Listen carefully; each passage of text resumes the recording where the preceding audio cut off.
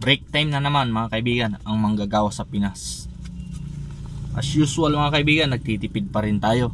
Kaya ang ulam natin, inasal na daing. Tabang ito sa Bicol mga kaibigan. Yan. Ang sarap. Parang lang tayong nagmang inasal. Yummy.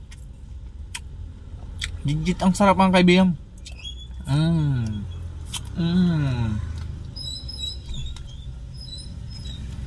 Yan o. Parang mang inasal lang talaga. 30 pesos lang ang bili ko nito mga kaibigan.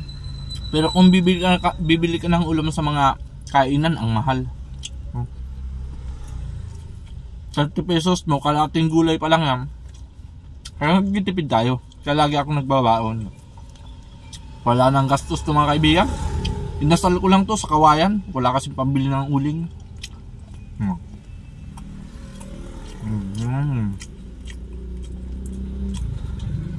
Ito medyo maliit oh.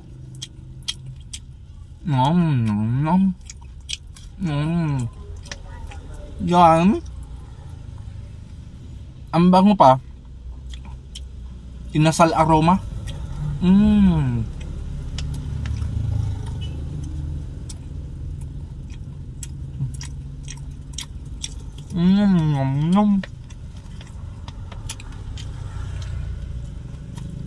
Bagay ito sa tag-ulan pa rin mga kaibigan, kasi weather update dito sa Bicol, maulan pa rin.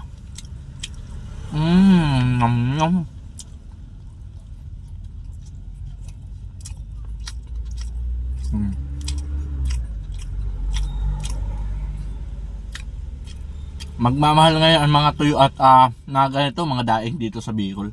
Kasi ulan nga ng ulan eh. Kaya habang hindi pa masyadong mahal, enjoyin na natin ang tuyo. Pero ang gulay ngayon sa Bicol mga kaibigan, ang mahal pa rin. Naalala ko nung mga bata pa kami, ang isang ganito mga kaibigan, hinahati-hati lang namin yan, pero nagkakasya naman. Mga isang ganito, 3 maghahati niyan. Pero ngayon, medyo angat na tayo sa buhay. 2 na ang nakakain natin, ano. Di na masyadong tipid. Pero sa pagtingin ng ibang tao, tipid na tipid tayo mga kaibigan. Pero dahil ako ay lumaki sa hirap, sanay ako sa ganito.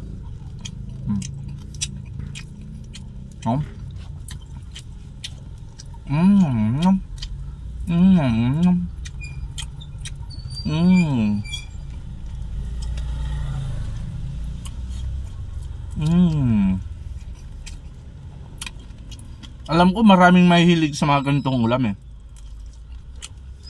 Mga daing tuyo. Pero karamihan sanay sila sa prito. Ako kahit anong luto niya. Pero pagka ganitong inasal, the best talaga mga kaibigan. Kakaiba siya. Kakaiba ang lasa.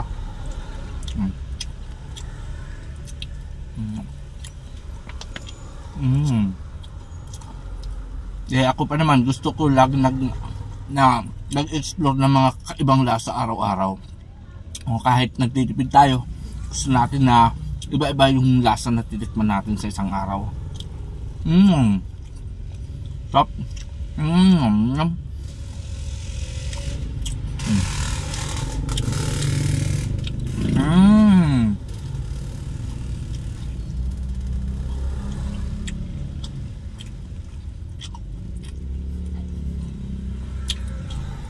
The best mga kaibigan. My favorite since birth. Tabangungo sa Bicol. Sa lugar niyo mga kaibigan, ano kaya ang tawag nito? Tabangungo sa amin, pangbangot lang dapat ito sa mga ano, karamihan. Pambangot sa mga gulay na ginatama.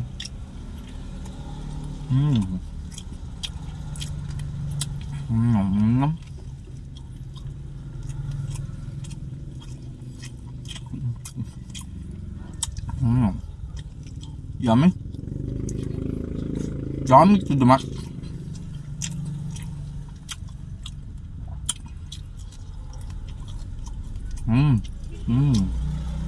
Lumapapera pala dyan, no? Dahil gusto nyo ng siumay, kung hindi kayo nagtitipid, check nyo lang dyan sa comment section. Click nyo lang ang link, mga kaibigan.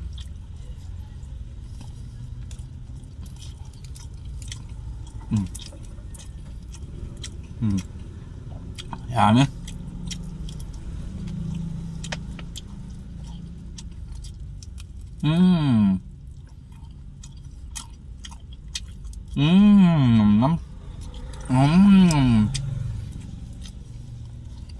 Third naman tayo sa tanghalian. Maraming salamat sa mga pagsubaybay nyo sa akin, mga kaibigan, sa mga top fans natin at solid supporters, at sa lahat naman nakakilala sa akin na nakasuporta. Maraming salamat.